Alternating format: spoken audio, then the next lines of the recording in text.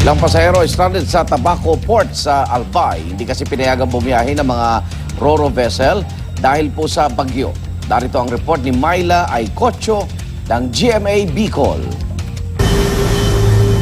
Ngayong umaga nga ay signal number 1 na dito sa probinsya ng Albay, bagamat kahapon marami ng pasahero ang stranded sa Tabaco Port.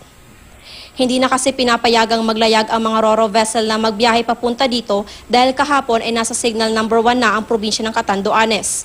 Sa update na ipinalabas ng Philippine Ports Authority alas 3 ng hapon kahapon, umabot na sa 428 pasahero ang stranded, 3 bus, 4 na maliliit na sasakyan, 18 trucks at 6 na Ro-Ro vessels. Bukod sa sopra sa 400 stranded na pasahero sa Albay, 10 pasahero na rin ang stranded sa Catanduanes. Kahit mga mangingisda hindi pinayagan na pumalaot dahil sa sama ng panahon.